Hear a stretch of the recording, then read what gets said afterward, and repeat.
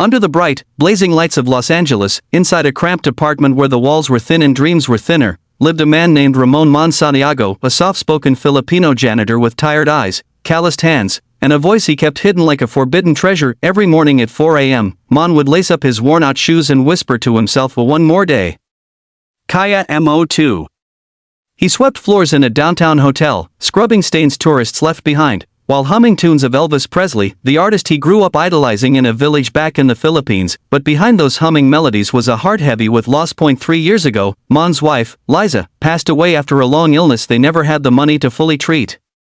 The medical bills drowned them, forcing Mon to leave his hometown, leave the memories, and come to America alone, carrying nothing but a small suitcase and a promise to his daughter, someday, I'll make you proud, Anik. But dreams were expensive. And life was unforgiving. He sent most of his salary home, keeping just enough for rent and instant noodles. Nights were the hardest, and silence was cruel. Yet, during those lonely nights, he would sing deep, soulful, trembling with pain until his neighbors would stop in the hallway just to listen. One neighbor in particular, Mrs. Turner, a retired music teacher in her 70s, would often pause outside his door, eyes filling with tears. This man, she whispered one night, was born for a stage. One evening, after hearing him sing Can't Help Falling in Love, she knocked on his door. Ramon, she said gently, why aren't you out there showing the world that voice? Mon smiled shyly, I'm too old.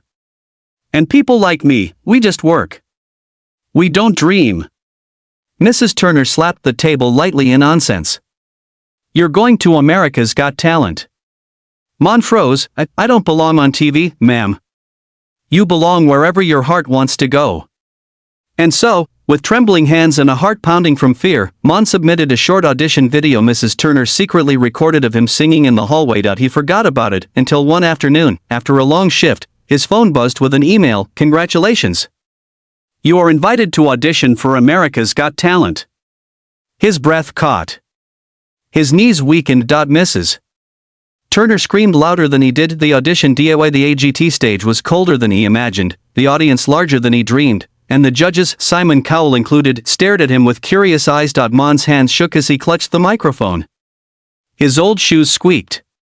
His voice cracked when he said his name. Simon leaned forward, so, what made you come here today? Mon swallowed hard, I came, because someone believed in me when I stopped believing in myself. The audience softened, and what will you be singing? Simon asked. Mon took a breath, Suspicious Minds by Elvis Presley.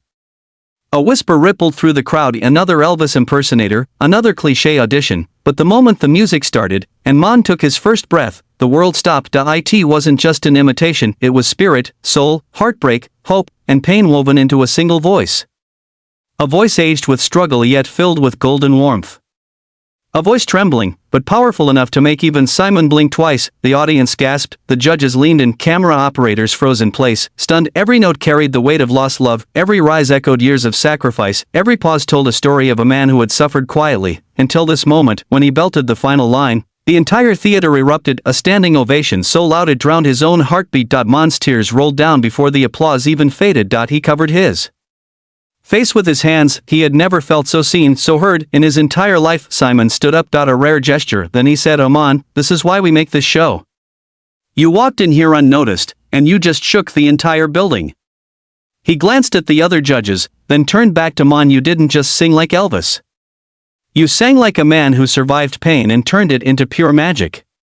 Then as Simon pressed the golden buzzer, that glittering rain fell over Mon like heaven breaking open. He cried, shaking, as Mrs. Turner watched from backstage, sobbing into her hands. The TRNSFRMATON. In the months that followed, Mon's life changed faster than he could process. His audition went viral. People called him the Filipino Elvis with a healing voice. His daughter, watching from the Philippines, recorded herself crying with pride as she whispered, Papa, proud na proud ako sao. He wasn't invisible anymore. He wasn't just a janitor, he was a man rediscovering his worth. Every performance brought him closer to healing, closer to believing, closer to the man he used to be. But what mattered most wasn't fame. It was the message he carried. It's never too late. You're never too old, and no pain is too heavy to transform into something beautiful. Inspiring Mon didn't just win hearts, he inspired millions who had once felt forgotten. His final message at the finale left the world in tears. We all carry struggles you cannot see, but if you keep kindness in your heart and hope in your voice, the world will listen one day. And with that, he bowed, tears in his eyes, knowing he had fulfilled his promise to Liza and to his daughter.